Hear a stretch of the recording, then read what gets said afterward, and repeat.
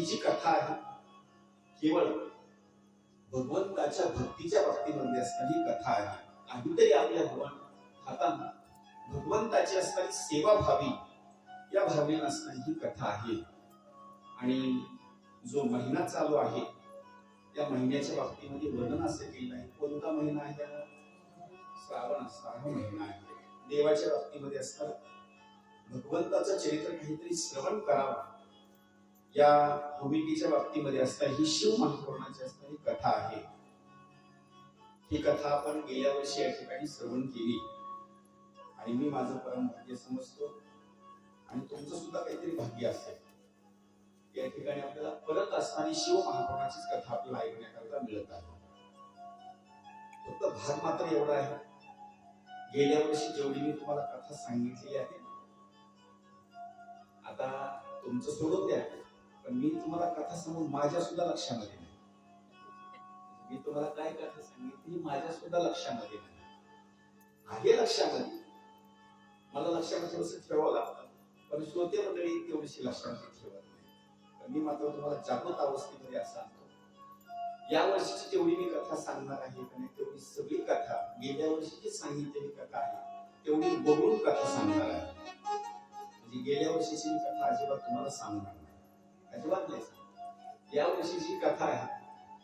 गेल्या वर्षी जेवढा भाग मी वगळलेला आहे कथेमधून तेवढा भाग या वर्षी मी सांगणार. आता काही लोक म्हणतील हे नेमकं आता महाराज सांगतात हे कुठला नेमका? हे शिव महापुराणामधलंच आहे, फक्त चाललंय नेमकं असं वातावरण. 7 दिवसाची कथा अशी ठरलेली असेल आणि एका गावातून दुसऱ्या गावामध्ये कथा असते, त्यांना ती कथा जमते रिपीट तिथं सांगण्याकरता. आता ही कथा परत इथंच आहे, रिपीट कथा सांगता येत नाही. म्हणून या कथेला सुरुवात करण्याच्या अगोदर वर्णन असं आहे, दंडक असा आहे, नियम असा आहे. काही कुठलं जरी असेल तर अगोदर देवदेवतेला वंदन केल्यानंतर कार्याला सुरुवात करावी लागते. म्हणून त्या वंदनेच्या बाबतीमध्ये जास्तही कालावधी न घेता आपल्या गावामध्ये अनेक कथा झाल्यामुळे वंदनाची भूमिका फक्त देवदेवतेचा जे जयकार करायचा आणि आपल्या ग्रंथाच्या बाबतीमध्ये सुरुवात करायची. नंबर पहिली असणारी भूमिका सांगितलेली आहे. पहिलं वंदन कुणाला करायचं? गजाननास्त्री गणराया आदि बंधू तुझ मोरया. प्रथम नमन करू गज वदनी गौरी हराचा नंदन सकळ सुरवरांचा वंदन मूषक वाहनो नमियेला.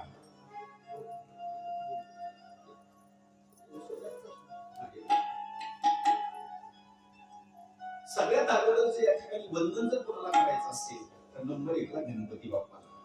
दुसरं वंदन आहे. मंगलाची प्रथम देवता जर कोण असेल तर गणपती बाप्पा. म्हणून पहिलं वंदन या ठिकाणी गणपती बाप्पाला. मी पुढे म्हणतो सगळेजण गणपती बाप्पाचा जे जे काय करा. गणपती बाप्पा मोरया, गणपती बाप्पा मोरया, मंगलमूर्ती मोरया, मंगलमूर्ती मोरया. पहिलं वंदन या ठिकाणी गणपती बाप्पाला. दुसरं वंदन जर कोणाला करायचं असेल संपूर्ण महाराष्ट्राची असणारी कुलस्वामिनी आई माता तुळजा भवानी त्या आईला असणारं दुसरं असणारं वंदन. दुसरं वंदनाची असणारी भूमिका या ठिकाणी माता तुळजा भवानीला असणारं दुसरं असणारं वंदन.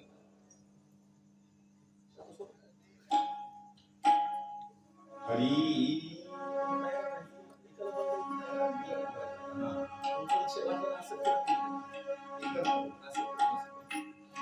हरी अनादि निर्गुणा निर्गुणा प्रगति भवानी निर्गुणा निर्गुणा प्रगति भवानी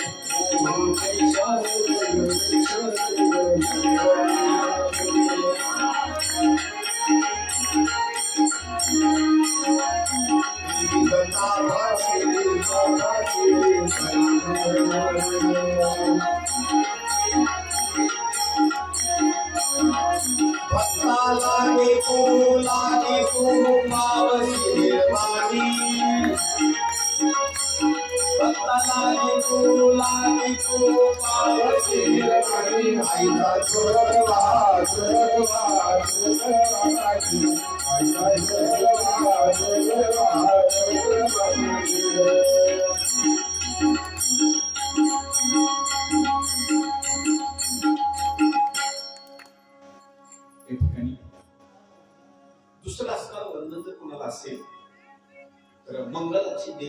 असणारी दुसरी आहे माता सरस्वती, म्हणजे तुळजाभवानी असणारी माता. या पृथ्वी तलावाचे वर्णन असे केलेलं आहे. जेवढी जेवढी देवीचे असणारे जे काही अवतार आहेत, जेवढे जेवढे मंदिर आहेत, ते सगळे जर अवतार कोणाचे असतील तर माता पार्वतीचे असणारे अवतार आहेत. म्हणून दुसरं वंदन या ठिकाणी तुळजाभवानी असणारी माता, माता सरस्वती. दुसरं असणारं वंदन मातेच्या ठिकाणी असणार. तिसरं वंदन कुणाला? 12 ज्योतिर्लिंगापैकी असणारं एक ज्योतिर्लिंग आपल्या बाबतीमध्ये कृष्णेश्वर भगवंत. कृष्णेश्वर भगवान की जय. चौथं वंदन कुणाला असेल तर चौथं वंदन करत असताना प्रभू श्रीरामचंद्रजीला असणारं चौथं असणारं वंदन. याच्या सुद्धा अगोदरचं वंदन जर करायचं म्हटलं तर प्रभू श्रीरामचंद्रजीच्या अगोदरचा एक अवतार आहे. तो अवतार कोणाचा आहे तर तो अवतार आहे दत्तात्रय भगवंताचा असणारा अवतार.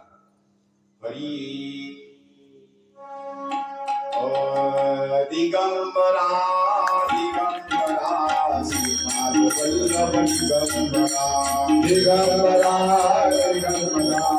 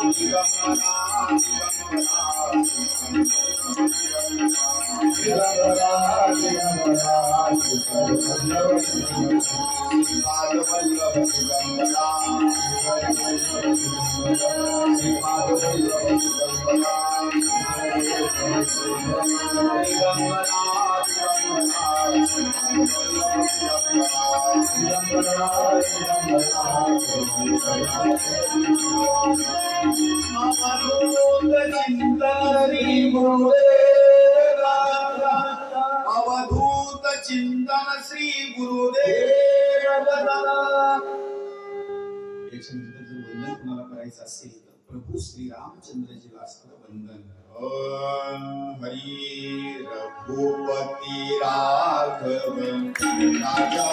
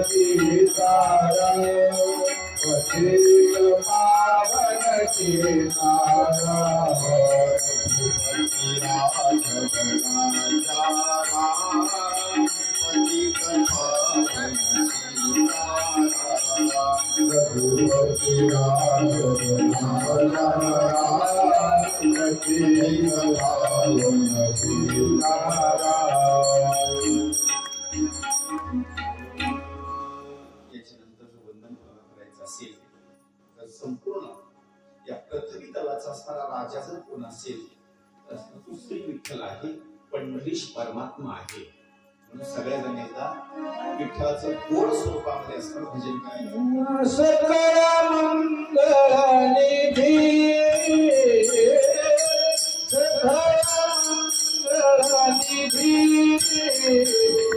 विठ्ठला तेरा वाणी विठ्ठला तेरा वाणी मंगळनिधी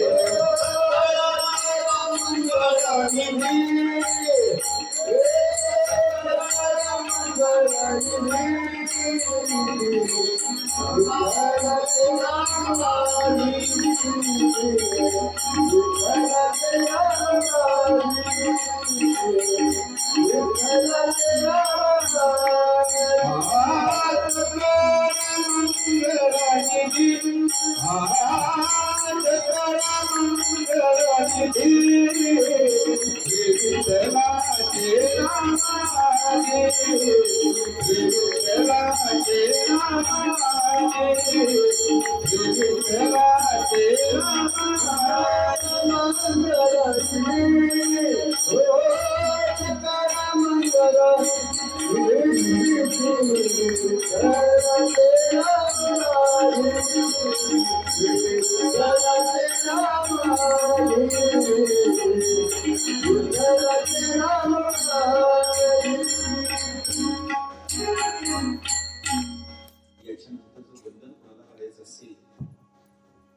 आपलं जे ग्रामदैवत आहे हनुमंतरायांना शरण शरणजी हनुमंता तुम्हा अनुरामता आय भक्ती जात्या वाटा मज नावा व्यासोभटा.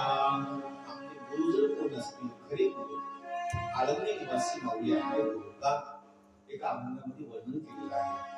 आदिनाथ गुरु सकळ सिद्धाचा मच्छिंद्र तयाचा मुख्य शिष्य मच्छिंद्र आणि बोध गोरक्षासी केला गोरक्ष तुलला गहिनी प्रती गहिनी प्रसादे निवृत्ती आणि ज्ञान देवा सार चोजविले. आपल्याला प्रसाद ब्रह्मज्ञानाचा उपदेश आपल्या बाबतीमध्ये गुरु जर कोण असतील तर आळंदी निवासी माऊली आपल्यासाठी गुरु आहे. ज्ञानदेव गुरु ज्ञानदेव दारू उत्तरी पैल पारू ज्ञानदेव ज्ञानदेव माता ज्ञानदेव पिता तोडील भव व्यथा ज्ञानदेव. म्हणून 2 मिनिटा करतात. काही मंडळी पायी दिंडीमध्ये गेले काही मंडळी गावात होते. 2 मिनिटा करतात. आपण सुद्धा दिंडीमध्ये जाऊ. हरी ज्ञानोबा माऊली तुकाराम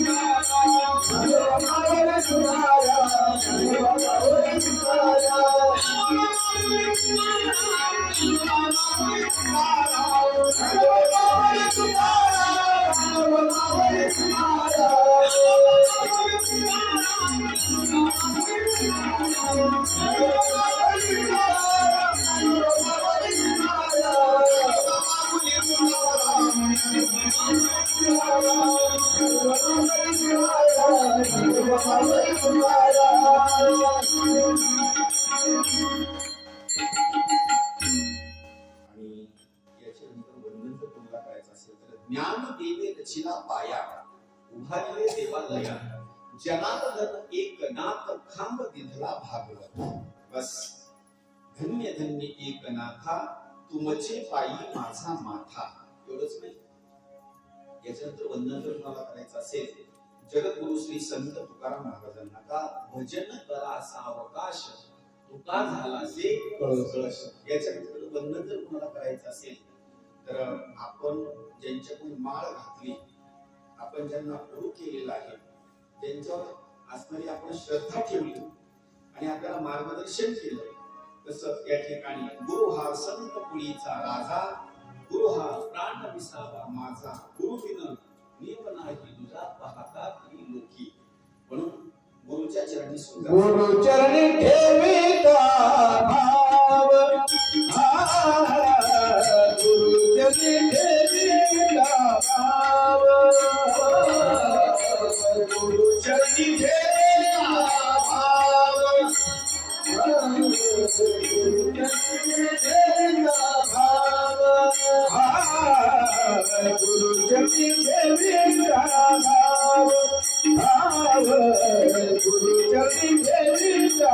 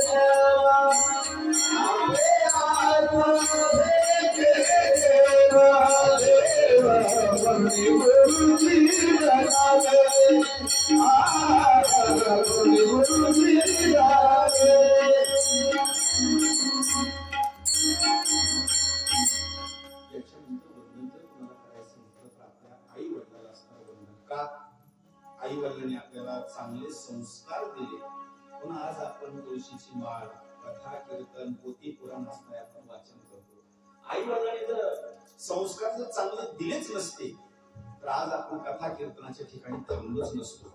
म्हणून आई वडिलाच्या चरणी सुद्धा असणारं वंदना आणि देव देवता मार्ग दावणी गेले आधी दयानिधी संतते, येण्याची पंते चालू जाता न कडे पुन्हा काही कोठे.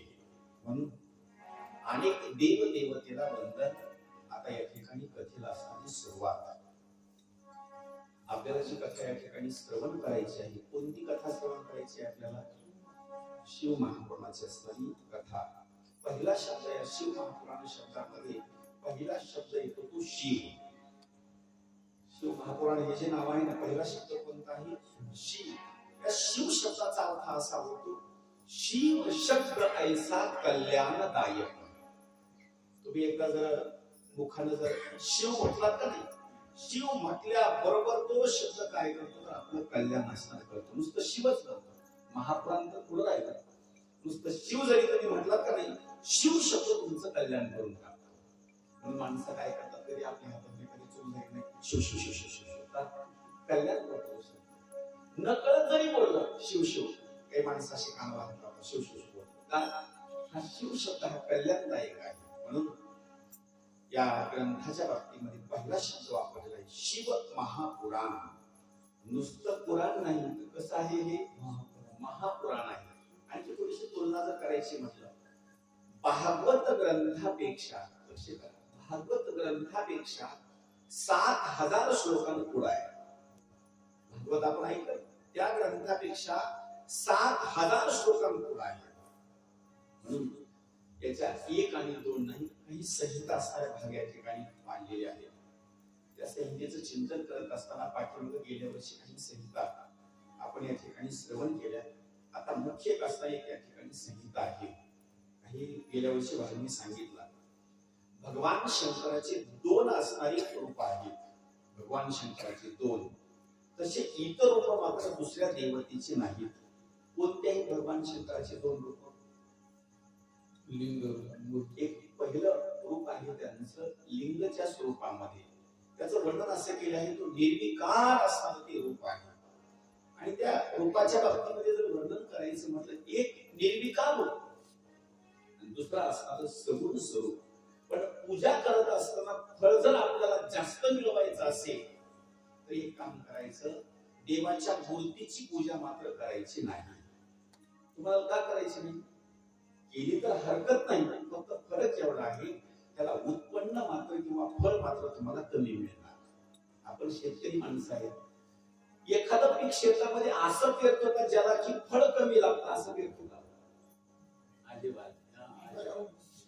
गावरांनी जुनेचे काही हे केले का नाही, कशामुळे गेले म्हणजे त्याला उत्पन्नच कमी येतं, म्हणून त्याला आपण शेतीमध्ये लावत नाही. ऐका, हे भूमिका सांगितलेली आहे. मग एखाद्या वेळेस भगवान शंकराच्या मूर्तीची जर पूजा केली तर चालत नाही का? पूजा चालते, पण आपल्याला फळ मात्र थोडस कमी मिळणार. कशाची पूजा करायची? पिंडीच्या बाबतीमध्ये, भगवान शंकराच्या बाबतीमध्ये असणारी पूजा मात्र असणारी करायची. त्याच्या बाबतीमध्ये एक चिंतन असं सांगितलेलं आहे.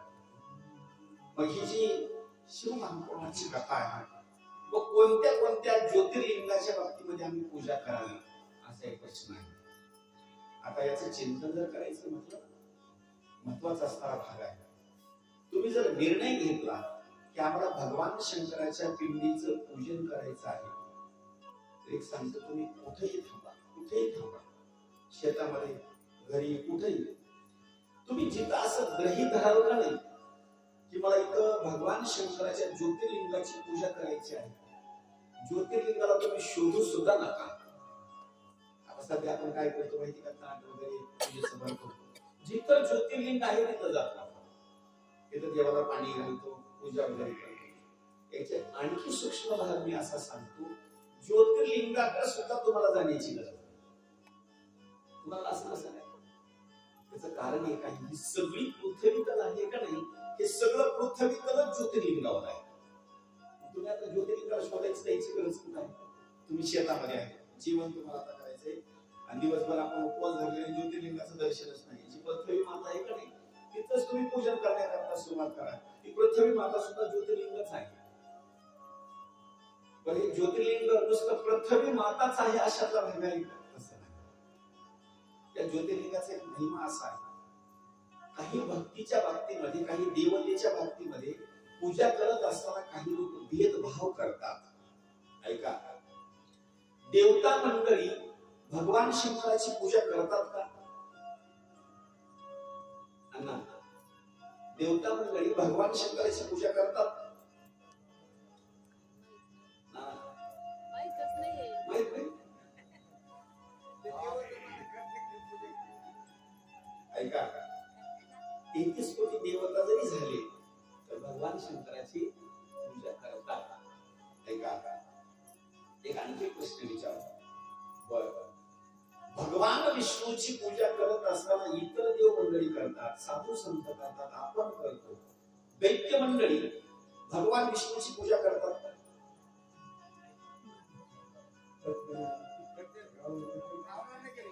आपला विषय काय चालला, कथा व्यवस्थित आहे का? माझा प्रश्न काही लक्षात घ्या. आपला विषय असा चालू आहे, दैत्य मंडळी, दैत्य लोक भगवान विष्णूची आराधना करतात का? विष्णूचं त्यांचं जमत नाही, विष्णूचं आणि दैत्य मंडळीचं जमत नाही. सगळ्यात जास्त जर भांडण कोणासोबत असते दैत्य मंडळीचे तर विष्णूच्या सोबत. हे कधीच विष्णूची पूजा करत नाही, अजिबात नाही. हिरण्यकशिपू दैत्य का? भक्त आहे, पण ब्रह्मदेवाचा आहे, विष्णूचा नाही. ऐका, तो विष्णूची मात्र आराधना करत नाही, अजिबात विष्णूच्या असणारी आराधना करत. त्याचे कारण सांगतो. तसा भगवान शंकराची तुम्ही जर तुलना जर इतर जणांसोबत जर लावली ना, भगवान शंकराची पूजा सगळेच लोक करतात. ऐका, दैत्य मंडळी सुद्धा भगवान शंकराची पूजा करतात. आपलं ते पृथ्वीतल आहे, इथं ज्योतिर्लिंग आहे, त्याच्यामध्ये काय कौतुकाची गोष्ट आहे. तुम्ही स्वर्ग लोकांमध्ये जा, कुठं? स्वर्ग लोकात. मग कुठं तिकीट बुकिंग करायचं? ऐका, तिथे 4 धामची यात्रा वगैरे आहे, कसं तिकीट बुकिंग करायला? अहो, स्वर्गामध्ये जायला सुद्धा नशीबच लागतात. पत्रिकेवर लिहितात तो भाग वेगळा, पण स्वर्गामध्ये सुद्धा जेवढी काही मंडळी देवता मंडळी आहेत तिथं सुद्धा ते काय करतात? भगवान शंकराची पूजा करतात. पण तो फरक एवढा आहे, त्यांच्याजवळ श्रीमंती असल्यामुळं त्यांचं ज्योतिर्लिंग सोन्याचंच आहे. आता आपण जर सोन्याचं करायचं म्हटलं तर शक्य होईल का? ते होणार नाही. जरी केलं तर ते राहणार नाही, त्याला कोणीतरी चोर चोरून घेऊन जाईल. ऐका, एक भूमिका अशी सांगितलेली आहे, स्वर्ग लोकांमध्ये सुद्धा भगवान शंकराच्या ज्योतिर्लिंगाची पूजा आहे. आता याच्या खाली 7 पाताळ आहेत, अतल, वितल, सुतल, तलातल, रसातल, महातल आणि पाताळ. खाली तुम्ही खाली जर जाण्याकरता जर सुरुवात केली तर प्रत्येक असणाऱ्या पाताळ लोकांमध्ये भगवान शंकराची पूजा चालू आहे. म्हणजे खाली जरी तुम्ही गेलात तर भगवान शंकराची पूजा आहे, पृथ्वी तलावर जरी तुम्ही फिरलात तरी भगवान शंकराची पूजा आहे, आणि स्वर्गामध्ये जरी गेलात तरी भगवान शंकराची पूजा आहे. इतका महत्वाचा असणारा भाग आहे. का? त्याचं कारण एक आहे, सगळ्या देवतेमध्ये जर भोळे जर कोण असतील, सगळ्या देवतेमध्ये, तर सगळ्या देवतेमध्ये भगवान शंकर भोळे आहे. तुम्ही म्हणाल त्यांना काही कळतच नाही का? असं नाही, त्यांना भरपूर समजतं. सगळ्याच्या अगोदर त्यांचा जन्म आहे. फक्त एवढंच आहे, त्यांच्या बाबतीमध्ये भक्तांना कशी जरी पूजा केली तर त्या पूजेचा ते स्वीकार करतात. म्हणून काही साधू संतांनी वर्णन केलं, ते कसे आहे बोला. शिव भोळा चक्रवरारी, शिव भोळा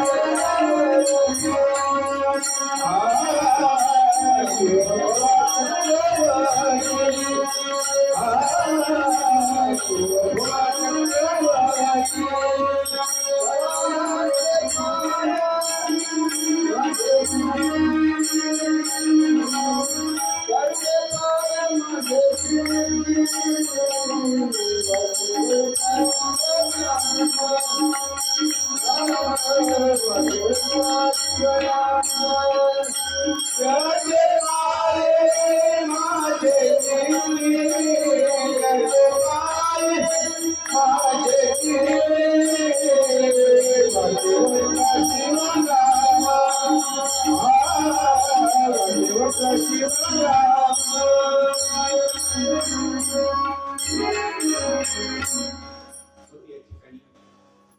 सुंदर स्वरूपामध्ये कथेचा असताना जो भाग सांगितलेला आहे या देवतेच्या बाबतीमध्ये सगळेजण भगवान शंकराची असणारी पूजा करतात.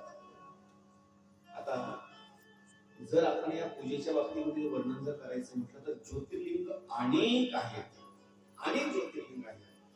एवढे ज्योतिर्लिंग आहेत की प्रत्येक ठिकाणी भक्तांना देवाची जर पूजा केली, भगवान शंकर प्रसन्न झाल्याच्या नंतर त्या भक्तांना देवतेला वरदान मागितले, देवा तुम्ही एक काम करा, मला आशीर्वाद द्या की आता तुम्ही इथंच असताना थांबा.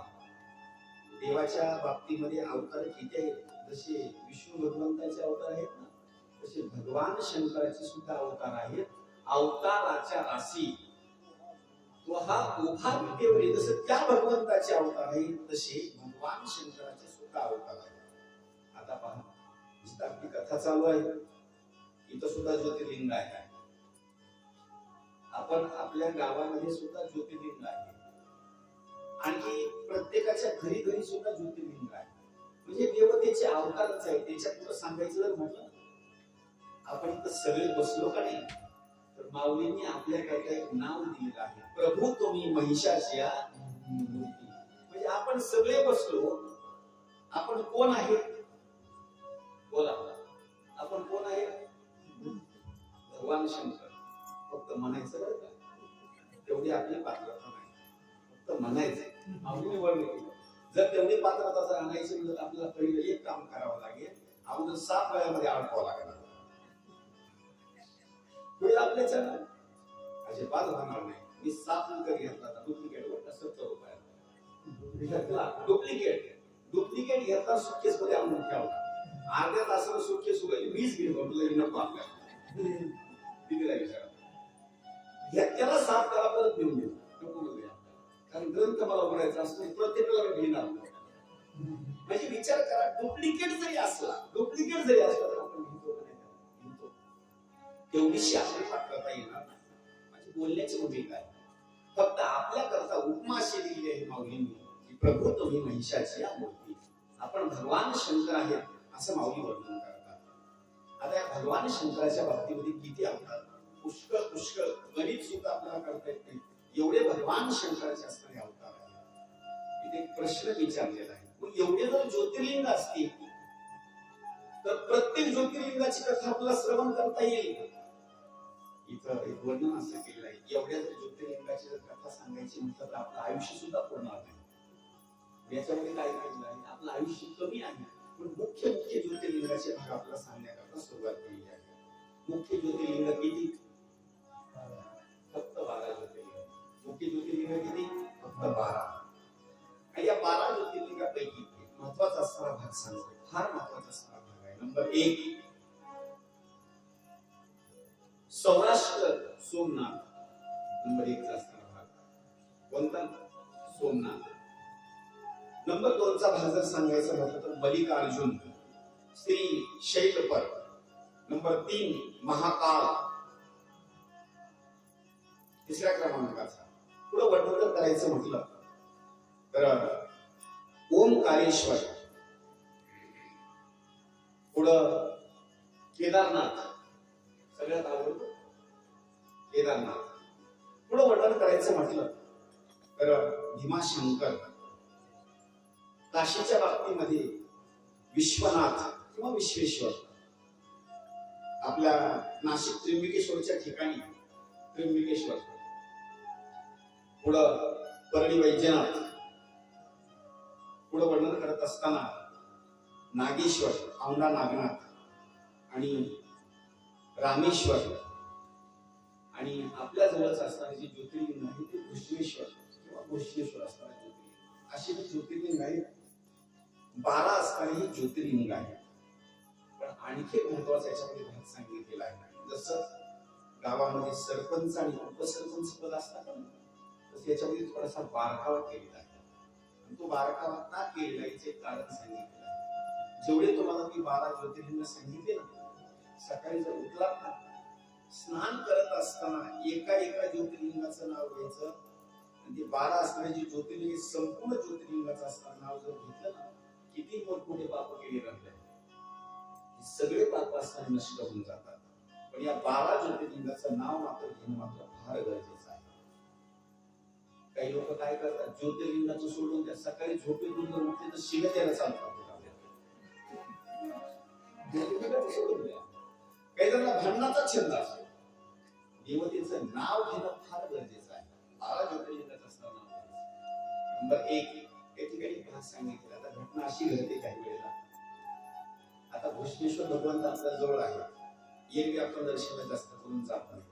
आवड आता निर्माण होते. श्रावण महिना आहे ना, एरवी श्रावण सोमवारीच चाला, गेल्याच्या नंतर तुमचं 5च मिनिटामध्ये दर्शन होतं. बरोबर,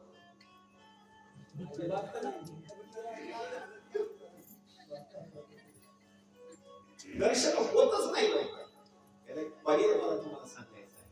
त्याला पर्याय मला सांगायचा आहे. पर्याय असा आहे, उदाहरणार्थ गावातील सरपंच आहे, आपल्याला सही घ्यायची आहे आणि कुठेतरी ते त्यांच्या कामाच्या निमित्तानं कुठेतरी बाहेर गेले, त्यांच्याकडे वेळ नाही, अशा स्वरूपाला आपलं कामच हवं म्हणून काय करावं लागतं. काही वेळेला उपसरपंचाची सुद्धा सही मात्र ऐका, मला सांगायचं भाग काय आहे.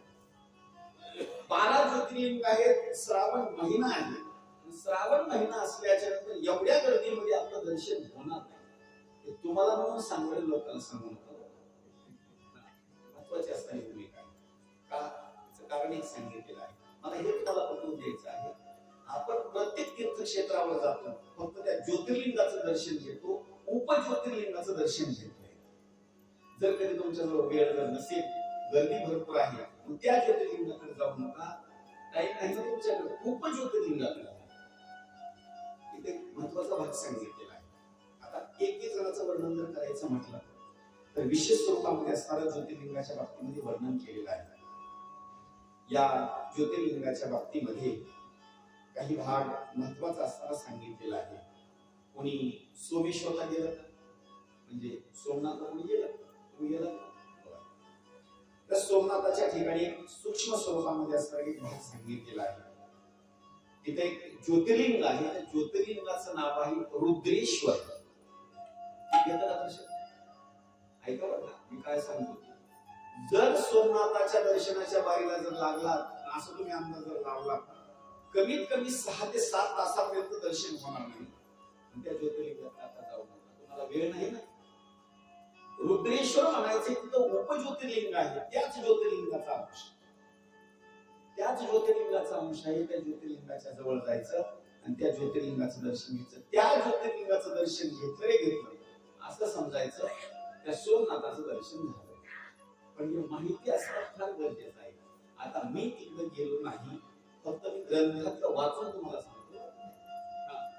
हे ग्रंथ वाचन करून तुम्हाला मी सांगतो. कारण हा जो ग्रंथ आहे तो व्यास महर्षींनी सुंदर स्वरूपामध्ये असा तो ग्रंथ लिहिलेला आहे. म्हणून उपासनाला जे ज्योतिर्लिंग आहे त्या ज्योतिर्लिंगाचं नाव सांगितलं आहे रुद्रेश्वर. या ज्योतिर्लिंगाच्या बाबतीमध्ये आणखी भाग असा सांगितलेला आहे. एक रुद्रेश्वर, एक संगमेश्वर. थोडासा याच्यामध्ये बदल केलेला आहे. एक आहे तो संगमेश्वर आहे, एक आहे तो रुद्रेश्वर आहे. याच्या बाबतीमध्ये पुढं एक महाकालेश्वर असणारे ज्योतिर्लिंग आहे, ज्याला आपण महाकाल म्हणतो. त्याचे उपज्योतिर्लिंग असं सांगितलेलं आहे. दुग्धेश्वर म्हणायचं असणार एक ज्योतिर्लिंग आहे, त्याच्या जवळच असणार आहे. हे सुद्धा असणार उपज्योतिर्लिंग आहे. पुढं ओंकारेश्वर याच्या बाबतीमध्ये कदमेश्वर म्हणायचं असणारे ज्योतिर्लिंग आहे, त्याच्या जवळच आहे. एक असणाऱ्या ज्योतिर्लिंगाचा महिमा सांगत असताना, पुढे वर्णन करत असताना, जे आपलं जे ज्योतिर्लिंग आहे त्या ज्योतिर्लिंगाचं नाव सांगितलेलं आहे. कोणी म्हणतं कृष्णेश्वर आणि कोणी म्हणतं घृष्णेश्वर. या ज्योतिर्लिंगाचा महिमा एक असा सांगितलेला आहे विशेष स्वरूपामध्ये. जर एखाद्या वेळेस या ज्योतिर्लिंगाचं दर्शन होण्याकरता जर उशीर लागत असेल, वेळ नसेल आपल्याजवळ, तर त्या ज्योतिर्लिंगाच्या बाबतीमध्ये उपज्योतिर्लिंग एक सांगितलेलं आहे. त्या ज्योतिर्लिंगाचं नाव आहे व्याघ्रेश्वर. आहे का माहिती?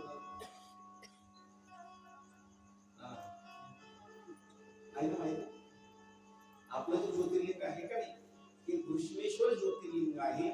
याचं उपज्योतिर्लिंगेश्वर म्हणजे व्याघ्रेश्वर म्हणायचं असणारं ज्योतिर्लिंग आहे. आता मी कथा तुम्हाला सांगायला का नाही, आता मी सुद्धा वेरूळला गेल्याच्या नंतर तिथं पूजेला विचारून तपास काढणार. तुम्ही सुद्धा एवढे जवळ राहता नाही, असं मला वाटतं की तुम्हाला सुद्धा माहिती नसेल की उपज्योतिर्लिंग आहे. जर वेळ जर कधी नसेल आपल्याजवळ तर त्या उपज्योतिर्लिंगाचं असताना दर्शन घ्यायचं. अशी एक आणि दोन नाही, 12 ज्योतिर्लिंग मुख्य आणि त्याचे उपज्योतिर्लिंग जे आहे ते 12 आहे. म्हणून त्या ठिकाणी काही वर्णन केलेलं आहे. त्या वर्णनाच्या बाबतीमध्ये अखंडतेला आपण जे जे काम करत असताना त्या 12 ज्योतिर्लिंगाच्या बाबतीमध्ये असताना जे जे काम मात्र करणं मात्र फार गरजेचं आहे. तुम्ही असं तुम्हाला दिसत असं असं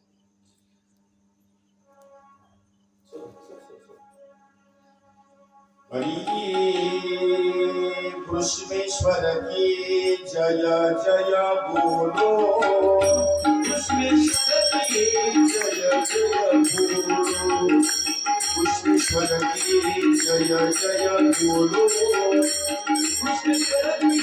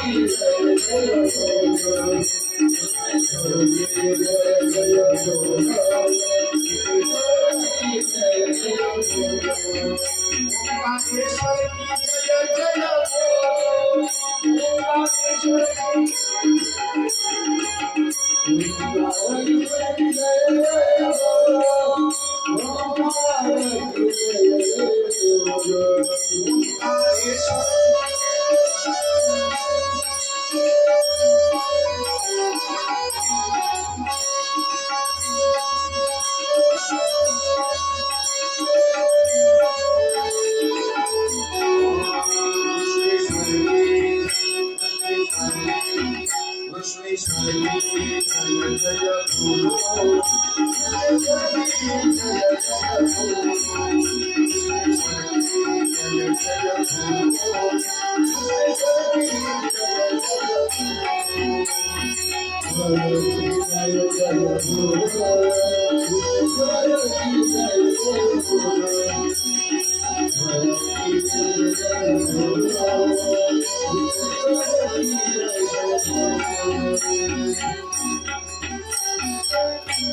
उमापती महादेव कृष्णेश्वर भगवान की जय. या ज्योतिर्लिंगाच्या बाबतीमध्ये वर्णन करत असताना 1 आणि 2 नाही 12 असणारे ज्योतिर्लिंग आहेत. हे असणारे मुख्य आहेत. या ज्योतिर्लिंगाच्या बाबतीमध्ये काही उप असणारे ज्योतिर्लिंग आहेत. आणि हे जे ज्योतिर्लिंग आहेत एखाद्या वेळेस आपल्याला जर वेळ थोडासा कमी असेल तर त्याच्याकरता पर्यायीची भूमिका या ठिकाणी व्यास महर्षींनी या ज्योतिर्लिंगाचा स्वरा महिमा या ठिकाणी सांगितलेला आहे. आता काही ज्योतिर्लिंगाचा महिमा सांगत असताना पृथ्वी तलावर अनेक स्वरूपामध्ये ज्योतिर्लिंग आहेत. अनेक स्वरूपामध्ये आहेत. पण त्यांची गणना तुम्ही 12 ज्योतिर्लिंगामध्ये करू शकत नाही. ऐका, तुम्ही जर पंढरपूरला गेलात ना तर तिकडल्या परिसरामध्ये ज्योतिर्लिंग आहे. त्या ज्योतिर्लिंगाचं नाव आहे शिखर शिंगणापूर. माहिती का तुम्हाला? शिखर शिंगणापूर. मी ज्यावेळेला लहान होतो पण मला असं वाटायचं की हे सुद्धा 12 ज्योतिर्लिंग पैकीच एक आहे. नाही बरं का? जसं ते शिखर शिंगणापूर आहे तसे अनेक ज्योतिर्लिंग तुमच्या सुद्धा या परिसरामध्ये असतील. इकडे एक मोठा महादेव कुठला तरी आहे ना? ऐका, मग आपण त्या देवाला मोठा महादेव म्हणतो पण त्याची गणना 12 ज्योतिर्लिंगापैकी आहे का? माझा बोलण्याचा भाग लक्षात घ्या. असे अनेक ठिकाणी देवाकडनं अवतार घेतलेले आहेत पण ते ज्योतिर्लिंग 12 ज्योतिर्लिंगापैकी नाही. देवतेने अवतार घेतलेला आहे. म्हणून या ठिकाणी वर्णन करत असताना विशेष स्वरूपामध्ये ज्योतिर्लिंगाचं वर्णन केलेलं आहे. आता दुसरा महिमा तर सोडून द्या. काही ठिकाणी ज्योतिर्लिंग आहेत एकच मंदिर त्याच्यानंतर दुसरं मंदिर तिथं नाही. आता शिखर शिंगणापूरला आपला मोठा महादेव त्या ठिकाणी एकच मंदिर आहे का नाही, एकच ज्योतिर्लिंग आहे का नाही. पण विशेष तुम्हाला महिमा असा सांगायचा आहे. अशी एक नगरी आहे त्या नगरीमध्ये एक ज्योतिर्लिंग नाही, एकापेक्षा एक जबरदस्त स्वरूपामध्ये देवाने अवतार घेतले त्याचे अंश आहे. अशी एक नगरी आहे. बोला त्या नगरीचं नाव. ना जाऊन आला कोणती?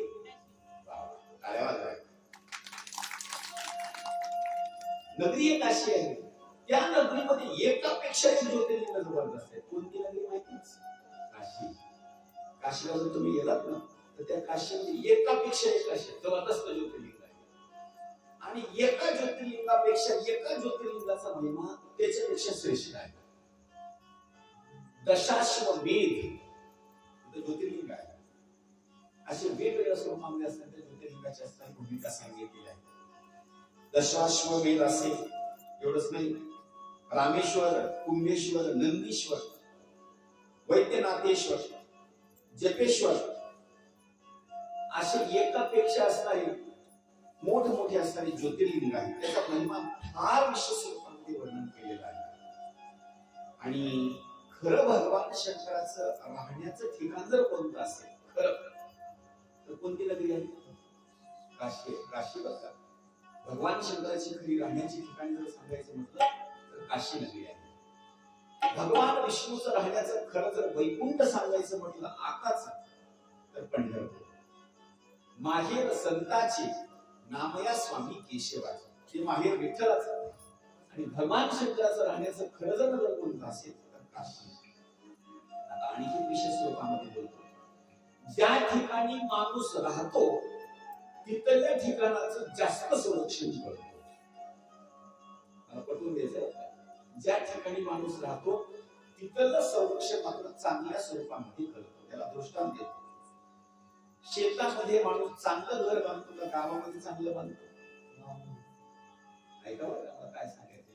त्याला जर म्हटलं शेतामध्ये तुम्ही चांगलं घर बांधा, महाराज कोणी राहतो आपले कसं निवारा केलेल्या शेतामध्ये काम करतात. ज्या ठिकाणी माणसाला राहायचं नाही चांगल्या स्वरूपामध्ये असणारं घर बांधतो. भगवान शंकराचं सगळ्यात जास्त प्रेम कोणत्या नदीवर असेल तर काशी नदीवर. महाराज या सृष्टीचा प्रलय होण्याची वेळ जर आली ना त्यांना जर लक्षात आलं सृष्टी आता लयाला जाणार आहे, काय करतात भगवान शंकर? इतकं प्रेम आहे, इतकं प्रेम आहे, इतकं प्रेम आहे. जसं वादळ जर सुटलं, एखाद्याचं घर जर पत्र्याचं असेल तर काय करतो अगोदर माहिती? दरवाजा बंद करून घेतो, खिडकी बंद करून घेतो. का? वादळ जर घरामध्ये शिरलं तर पत्र उडून जातील ना. भगवान शंकराचं वैशिष्ट्य कसं सांगितलेलं आहे? या नगरीचं संरक्षण करण्याकरता भगवान शंकर काय करतात? आपल्या हातामध्ये त्रिशूळ थोडासा असा पकडतात. तेवढी काशी नगरी अशी खाली त्रिशूळ असा टाकतात, पण तेवढी काशी नगरी काय करतात? अशी त्रिशूळावर अशी वर धरतात. एका अभंगामध्ये वर्णन केलेलं आहे. त्रिशूळावरी काशीपुरी, त्रिशूळावरी काशीपुरी. आता इकडं सांगा बघा, चक्रावरी पंढरी. जर सृष्टीचा नायनाट होण्याची वेळ आली तर भगवान शंकर तेवढ्या काशीला त्रिशूळावर वर पकडतात. आणि सृष्टीचा नायनाट होण्याची वेळ जर आली तर काय करतात? तेवढी असणारी नगरी भगवान विष्णू सुदर्शन चक्रावर असणारे धरतात. महाराज सुंदर स्वरूपामध्ये चिंतन केलेलं आहे. या भगवान शंकराच्या बाबतीमध्ये नदीचं वर्णन जर करायचं म्हटलं, महाराज काय या नगरीचं असणार वर्णन करावं? या नगरीला एक नाव देण्यात आलेलं आहे, एकदम जुनं नाव, एकदम जुनं नाव. या नगरीचं नाव सांगितलं आहे आनंद नावाचं वन. या नगरीला तुम्ही आता जी काशी म्हणता, या नगरीचं पहिलं नाव आहे आनंद नावाचं वन. का? अहो तिथं गेल्याच्या नंतर आनंदी आनंदच, तिथं गेल्याच्या नंतर आनंदी आनंदच. त्याचं कारण असं सांगितलं, काय तिथली स्वच्छता, काय तिथला घाट, महाराज असं डोळ्याचं पारणं फिरतं. पण आणखी एक गोष्ट आहे, प्रेत सुद्धा भरपूर येतात समोर. ही सुद्धा महत्वाची गोष्ट आहे. आता बोलण्याचा भाग सांगायचं, त्या नगरीचं नाव आहे आनंदवन. का? भगवान शंकर आणि माता पार्वती आनंदाच्या स्वरूपामध्ये असताना त्या ठिकाणी विहार करतात.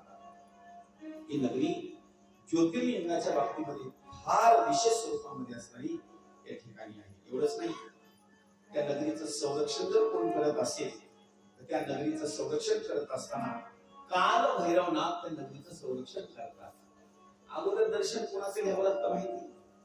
तिथे गेल्याच्या नंतर अगोदर काल भैरवाचं संरक्षण करत असताना काल भैरव आहे त्यांचं अगोदर दर्शन घ्यावं लागतं. जर एखाद्या भाविक भक्तांना नुसतं देवतेचं दर्शन घेतलं, काल भैरवाचं दर्शन घेतलं नाही, त्याची यात्रा सफल नाही. मग दर्शन कोणाचं घ्यायचं अगोदर? काल भैरवाचं दर्शन घ्यायचं. म्हणून ती नगरी आनंद नावाचा असणार वन. या काशीच्या बाबतीमध्ये जे ज्योतिर्लिंग जे अवतीर्ण झालेले आहेत, उत्पन्न झालेले आहेत, अवताराच्या बाबतीमध्ये आहे, ते भगवान शंकरांनी तिथं एक एक असणारे अवताराची असणारी भूमिका केलेली आहे. महाराज या नगरीच्या बाबतीमध्ये आणखी थोडंसं एक वर्णन केलेलं आहे. काशी नगरी पासून काही अंतराच्या बाबतीमध्ये एक अयोध्या नावाची नगरी आहे, जिथं प्रभू श्रीरामचंद्रजीचा असताना जन्म झाला. त्या सूर्यवंशाच्या बाबतीमध्ये वर्णन केलेलं आहे. त्या अयोध्यापुरीमध्ये किंवा साकेत या भूमिकेमध्ये एक ज्योतिर्लिंग आहे. त्या ज्योतिर्लिंगाचं नाव आहे नागेश. ते सूर्यवंशाच्या बाबतीमध्ये पूजेच्या बाबतीमध्ये असणारे हे ज्योतिर्लिंग आहे. अयोध्या नगरीच्या नंतर पुढे वर्णन करत असताना ज्योतिर्लिंगाचा महिमा सांगितलेला आहे. महिमा सांगत असताना दक्षिण दिशेचा महिमा सांगितलेला आहे. दक्षिण दिशा, त्या दक्षिण दिशेच्या बाबतीमध्ये वर्णन करत असताना विशेष स्वरूपामध्ये अत्री आणि अनुसया यांच्या बाबतीमध्ये असणारी ज्योतिर्लिंगाची असणारी निर्मिती झालेली आहे. हे ज्योतिर्लिंग फक्त या दोघांच्या तपश्चर्येमुळे भगवान शंकराने अवतार घेतलेला आहे. असं वर्णन जर करायचं म्हटलं, ज्यावेळेस प्रभू श्रीरामचंद्रजी आणि माता सीता 14 वर्षाच्या वनवासाकरता निघाले ना, तर थांबण्याकरता काही कालावधी त्यांनी चित्रकूट नावाच्या पर्वताच्या ठिकाणी थांबले. तिथं ती यात्रा संपन्न करत असताना, वनवासाची भूमिका संपत असताना थोडस पुढे चालण्याकरता सुरुवात केली. सगळ्यात अगोदर जर आश्रम कोणाचा लागला असेल, अत्री आणि अनुसयाचा असताना आश्रम त्या ठिकाणी लागला. महाराज साक्षात स्वरूपामध्ये त्या ठिकाणी भगवान शंकरांनी असणारा अवतार घेतलेला आहे त्या ठिकाणी. आणि त्या ज्योतिर्लिंगाला नावच दिलेलं आहे आत्रीश्वर. या ज्योतिर्लिंगाचा काय महिमा आहे असं जर वर्णन करायचं म्हटलं तर 12 ज्योतिर्लिंगाचा महिमा आपल्याला श्रवण करायचाच आहे. पण हा महिमा इतका श्रेष्ठ आहे ना महाराज. फक्त पती पत्नीच्या तपश्चर्येमुळे देवाला तिथं अवतार घ्यावा लागतो. चित्रकूट पर्वताच्या एकदम जवळ असं समजत नसेल तर आणखी सोप्या भाषेमध्ये सांगतो. राज्य सांगितलेलं आहे मध्य प्रदेश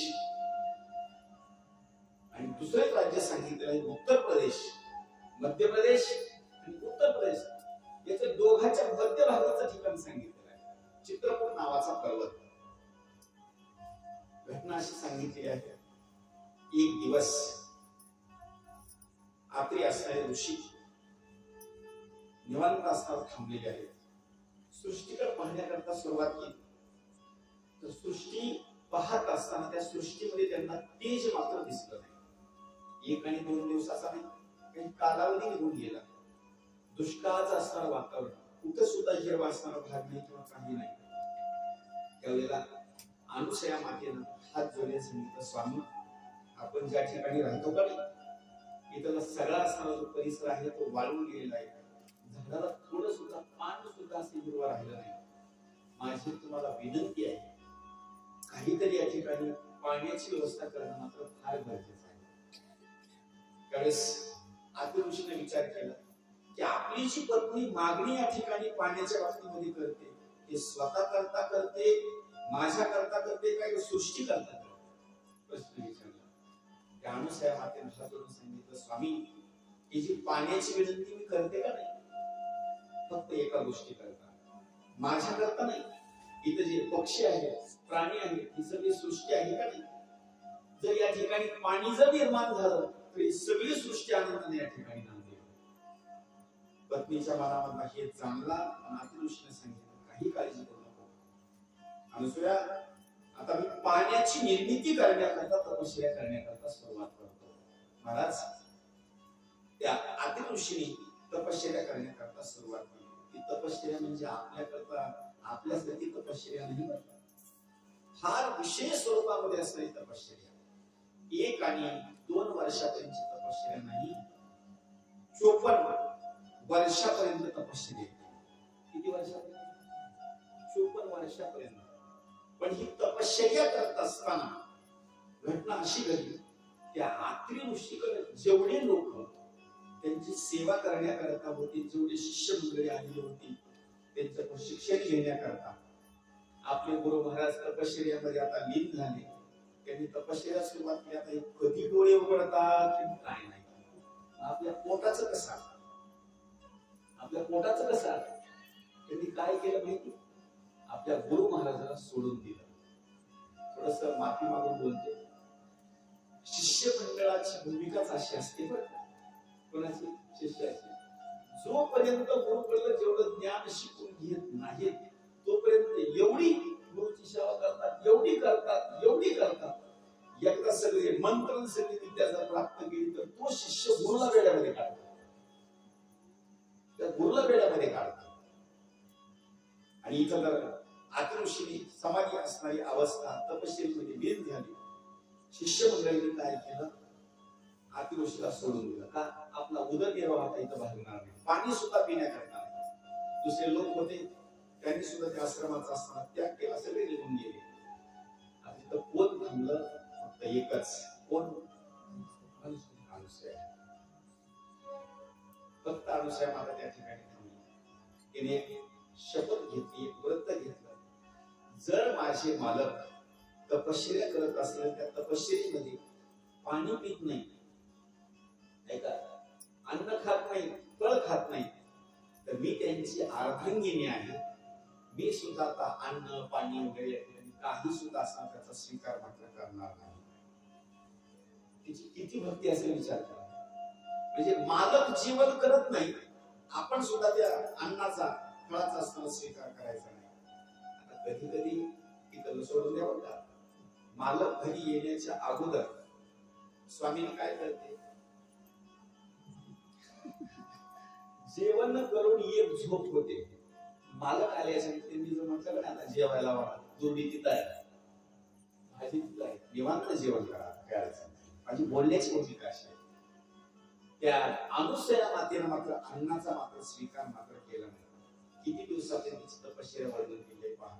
तिनं काय केलं, मालकानं तपश्चर्या करण्याकरता सुरुवात केली. आता आपण नेमकं काय करावं काय करावं काय करावं. त्याने ज्योतिर्लिंगाच्या बाबतीमध्ये तिथं पूजा करण्याकरता सुरुवात केली. पण तिची पूजा कशी? त्या ज्योतिर्लिंगात एक असा प्रदक्षिणेचा राऊंड मारायचा, असा एक गोल राऊंड. अशी चक्कर मारली ना की लगेच काय करायचे, दंडवत घ्यायचा. आपला दंडवत वेगळा आणि त्या अनुसूया मातेचा दंडवत वेगळा. आपला दंडवत कसा असतो माहिती का? रेष कुठं ओढायची, जिथं जागा साफ आहे तिथं. पण अनुसूया मातेचा दंडवत असा नाही, मोकळ्या पण असा शरीरासना टाकून द्यायचा, याला म्हणायचं दंडवत. एकच प्रदक्षिणा करायची असतात भगवान शंकराच्या पुढे. किती दिवसापर्यंत? 1 आणि 2 वर्षापर्यंत नाही महाराज, 54 वर्षापर्यंत. 54 वर्षापर्यंत. 54 वर्षाच्या बाबतीमध्ये ज्या वेळेला अत्रि ऋषींनी डोळे उघडले आणि डोळे उघडल्याच्या नंतर एकच विनंती करण्याकरता सुरुवात केली, आणि सोया 54 वर्षाची माझी तपश्चर्या झालेली आहे, मला थोडीशी तहान लागलेली आहे, पाणी मिळेल का? ऐका, सगळ्या लोकांनी पाण्यामुळे आश्रम त्यागलेला आहे. तिथं कुणीच राहत नाही. तिथं पाणी आहे का? तिथं पाणी नाही मिळत. बरं, ऋषींनी पाणी 54 वर्षापर्यंत घेतलं नाही. अनुसूया मातेनं सुद्धा अन्न नाही, फळ नाही, पाणी तिनं सुद्धा मात्र पिलं नाही, का पाणीच नव्हतं ना. एखादी पत्नी जर अशी तिला म्हणली असते मला तिथं पाणीच नाही, तिनं काय केलं माहिती? तुम्हाला पाणी प्यायचं ना, थोडस 5 मिनिट थांबा, मी काय करते माहिती? आता जाऊन पाणी आणले. कमंडलू हातामध्ये घेतला. कमंडलू हातामध्ये घेतल्याच्या नंतर तिनं वनामध्ये चालण्याकरता सुरुवात केली. महाराज, त्या अनुसूया मातेचं दर्शन घेण्याकरता, अनुसूया मातेचं दर्शन घेण्याकरता 33 कोटी देवता मंडळी खाली उतरली. काय तपश्चर्या? पाणी तर नाही येत, पण पाणी नसून सुद्धा मालकाला सुद्धा म्हणले नाही की पाणी नाही. आता पाण्याचा शोध घेण्याकरता निघाली. काय करावं महाराज? तिची एवढी तपश्चर्या, ही गोष्ट गंगा मातेला कळाली. गंगा माता म्हणजे कोण? नदी. तिने विचार केला, साक्षात स्वरूपामध्ये तपश्चर्या एवढी झालेली आहे, मला साक्षात स्वरूपामध्ये आता दर्शन घ्यायला जावं लागेल. ज्या रस्त्यानं अनुसूया माता हातामध्ये कमंडलू घेते, रस्त्यानं चालण्याकरता सुरुवात करते, तेजस्वी असणारं सौंदर्य आहे, त्या अनुसूया मातेच्या पुढे गंगा मातेला चालण्याकरता सुरुवात केली. अनुसूया माता विचार करते, एवढ्या दिवसांनी इथे मी थांबले, आतापर्यंत मला कोणाचं दर्शन झाले नाही, पण एक महिला आहे, संपूर्ण अंगावर असणारे अलंकार आहे, दिसण्याकरता सुंदर आहे, कोण असेल? महिला ओळख काढण्याकरता वेळ लागत नाही, लगेच पटकन बोलतात. अनुसूया मातेने बोलण्याकरता सुरुवात केली. मी तुम्हाला विनंती करते, तुमचा परिचय द्या, कोण तुम्ही? त्या गंगा मातेने हसून सांगितलं, बाई, मी दुसरी तिसरी कोणी नाही, साक्षात स्वरूपामध्ये मी गंगा आहे, साक्षात स्वरूपामध्ये गंगा आहे. तुम्ही इथं का आला? खरं सांगू, मी तुला दर्शन देण्याकरता इथं आले, आणि तू कमंडल घेऊन निघाली आहेस ना, तुला अपेक्षा कशाची आहे मला माहिती आहे. त्यानुसार त्याला सांगितलं, कशाची अपेक्षा? तुला पाण्याची अपेक्षा आहे ना, मग काळजी करू नका. आता पाणी शोधण्याकरता कुठेच जाऊ नको. तुझे हात पवित्र झालेले आहेत, तुझं शरीर पवित्र झालेलं आहे. भगवान शंकराची पूजा करत असताना हाताच्या बाबतीमध्ये सामर्थ्य आलेलं आहे. पाण्याचा शोध घेण्याकरता कुठे जाऊ नका. आता तुझ्या हाताने काय कर, थोडीशी तू आता इथे जमीन उकरण्याकरता सुरुवात कर. काय तुझं शरीर? तिनं जास्त जमीन नाही उकरली, फक्त एक हातभर जमीन अशी उकरण्याकरता सुरुवात केली. हातभर जमीन उकरल्या बरोबर लगेच तिथं पाण्याचा असणारा झाला सुरू झाला. विचार करा, मला काय सांगायचं, आपले 600 फूट बोर फेल आहेत. 600 फूट नुसता धुरळाच आहे, पण तपश्चर्या एवढी आहे, नुसता हातभर अशी जमीन खोदली खाली तर पाण्याचा असणारा झरा.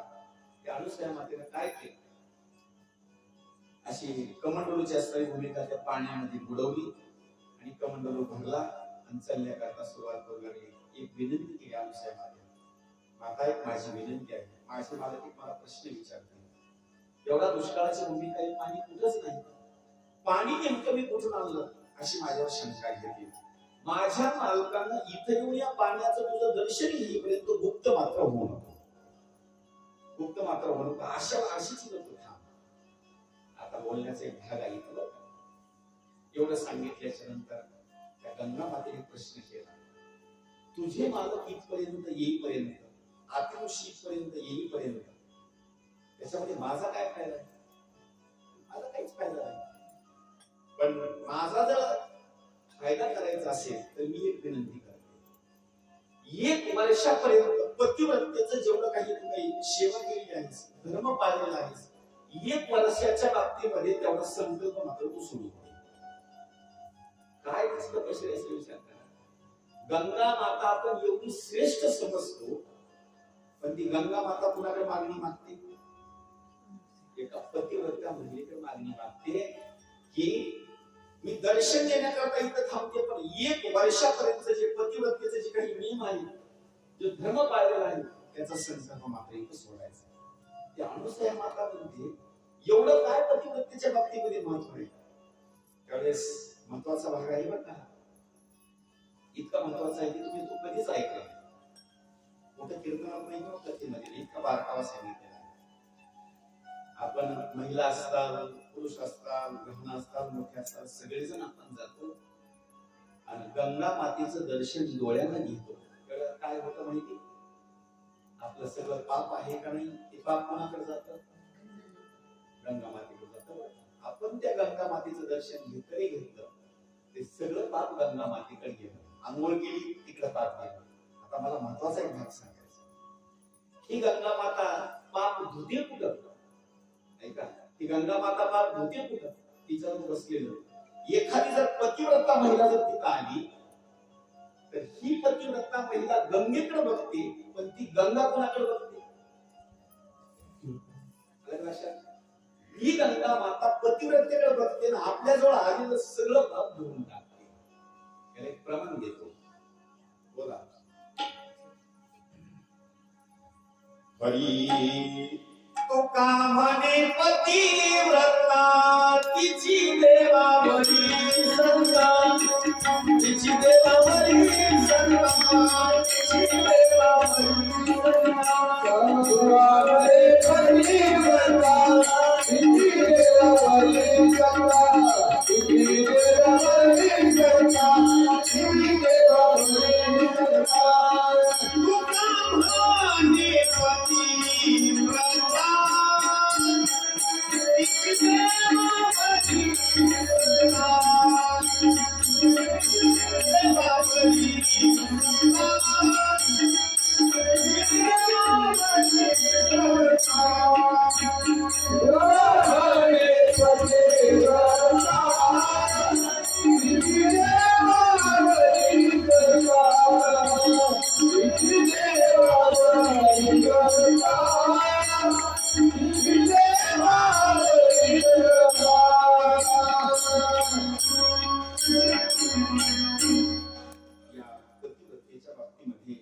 अनुसूया मातेच्या बाबतीमध्ये वर्णन केलेलं आहे.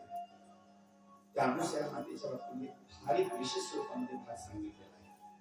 कमंडलू भरला, चालण्याकरता सुरुवात केली. एक वर्षाचं जे पतिव्रतेचं जे काही भाग होता, सेवा केली, संकल्प सोडला. संकल्प सोडल्याच्या नंतर, निघाल्याच्या नंतर ती पतिव्रता किती श्रेष्ठ आहे आणि तिचा भाग लक्षात घ्यावा. कमंडलू आणला, पाण्याने भरलेला, आतिऋषीच्या हातामध्ये दिला. हातामध्ये दिल्याच्या नंतर 54 वर्षापर्यंत तपश्चर्या केली. 1-2 वर्षापर्यंत नाही का, किती 54 वर्षापर्यंत तेवढा दिलेला कमंडलूचा असणारा पाण्याचा जो भाग आहे का नाही, असा मुखाला जो लावला म्हणजे एक थेंब सुद्धा तरी पाणी शिल्लक ठेवलं. एवढी तहान लागली, पाणी पिलं आणि पाणी पिल्याचे थोडेसे भानावर आले. अनुसूया मातेला एक प्रश्न विचारला, अनुसूया, मी जसं इथं तपश्चर्याला बसलो तसा काही पाऊस पडलाच नाही का? अनुसूया मातेला हसून सांगितलं, स्वामी, तुम्ही जसे तपश्चर्याला बसलात का नाही, तेव्हापासून थेंबभर सुद्धा पाऊस पडला. काय प्रश्न विचारला? मग त्या दिवसापासून 54 वर्षाला पाऊस नाही, म्हणजे कमंडलूवरून पाणी कुठून आणलं? एवढं जे कमंडलूवरून जे पाणी आणलं ते तू कुठून आणलास? आता मला काय भाग सांगायचं आहे का? आता ती कधी सोडून द्या. एखादी पत्नी दुसरी जर असती तर तिने लगेच काय सांगितलं असतं माहितीये का? ओघाचं नाही, सोमवाराचे व्रत केले, गंगा प्रसन्न झाली, तुमचं असलं हरिपाठ हे आणि काय, माझ्यामुळे तर पाणी ते आणलं मी, अशी म्हणली असते बरं का. किती महत्वाचा पॉईंट आहे बघा. काय म्हणते विचार? हात जोडले, स्वामी खरं सांगू का, तुम्ही तपश्चर्या बसता 54 वर्षापर्यंत पाऊस पडला. आता एक उत्तर देणं गरजेचं आहे, खरं सांगणं पण गरजेचं आहे. म्हणजे काय करावं? जर स्वतःची महती जर वाढवली ना, तिथं लक्ष करायला काय सांगायचं, स्वतःची महती जर वाढवली तर आता ती पतिव्रता नाही. माझा भाग लक्षात घ्या ना. कुणी जर उपवास वगैरे सेवा वगैरे करत असेल आणि कुणी जर एखादी महिला म्हणत असेल मी म्हणून माझा संसार चालला, अजिबात संपला, संपला, पुढे बोलायचंच नाही, अजिबात नाही. काय बोलण्याकरता सुरुवात केली? मला खरं सांगू, तुम्ही 54 वर्षापर्यंतची तपश्चर्या केली, 54 वर्षाची तपश्चर्या केली. खरं सांगू, तुमच्या तपश्चर्येमुळं भगवान शंकर सुद्धा इथं अवतीर्ण झाले आणि गंगा माता सुद्धा इथं अवतीर्ण झाली. वाजवा टाळ्या. कशा कशा त्याचं कारण एक आहे. तिला स्वतःचं नाव सांगितलं अजिबात नाही. गंगा माता इथं अवतीर्ण झाली, भगवान शंकर इथं अवतीर्ण झाले, 23 कोटी देवता मंडळी इथं अवतीर्ण झाली. माझ्यामुळे, कुणामुळं? तुमच्यामुळे. खरंच झालते का तुमच्यामुळे? अजिबात नाही बघा. त्यांची तपश्चर्या वेगळी होती आणि अनुसूया मातेची तपश्चर्या वेगळी होती. महाराज तिथं महती जर कुणाची वाढवली असेल तर महती वाढवत असताना अनुसूया मातेनं आपल्या मालकाची असणारी महती वाढवली. महाराज अनुसूया मातेने हे शब्द बोलल्याच्या नंतर भगवान शंकर कैलास पर्वतावर होते. त्यांनी विचार केला, काय पती-पत्नीची जोडी आहे, काय पती-पत्नी जोडी आहे. खरंच आपण एका अवताराच्या बाबतीमध्ये तिथं जाऊन त्यांना दर्शन देणं फार गरजेचं आहे. भगवान शंकर साक्षात स्वरूपामध्ये तिथं आले, दर्शन दिलं, सांगितलं काय तुम्हाला वरदान पाहिजे. लोकांनी एकच वरदान मागितलं, देवा एक काम करा, तुम्ही कायम स्वरूपी करा, कायम स्वरूपी करा. भगवान शंकराने आशीर्वाद दिला. कायम स्वरूपी असताना त्या चित्रकूट पर्वताच्या ठिकाणी एक अतिशय म्हणायचं ज्योतिर्लिंग आहे. पण 12 ज्योतिर्लिंगापैकी नाही का. मला भाग सांगायचं आहे काय, एकापेक्षा एक असे ज्योतिर्लिंग आहे की त्यांचा महिमा साधारण नाही, फार विशेष स्वरूपामध्ये आहे. पण त्या ज्योतिर्लिंगाची ओळख नाही होती आपल्याला. हा अतिशय ज्योतिर्लिंगाचा असणारा महिमा आहे.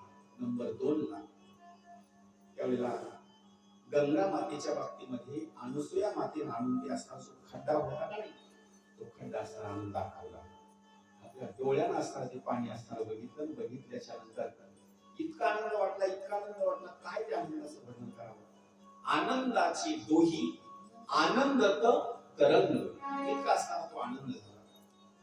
आनंद झाल्याच्या नंतर सुंदर स्वरूपामध्ये गंगा मातेला असणारी विनंती करण्याकरता सुरुवात केली. माता साक्षात स्वरूपामध्ये भगवान शंकर इथं थांबलेले आहेत, माझी एक विनंती आहे, तुम्ही सुद्धा इथून मात्र अजिबात तुम्ही जाऊ नका.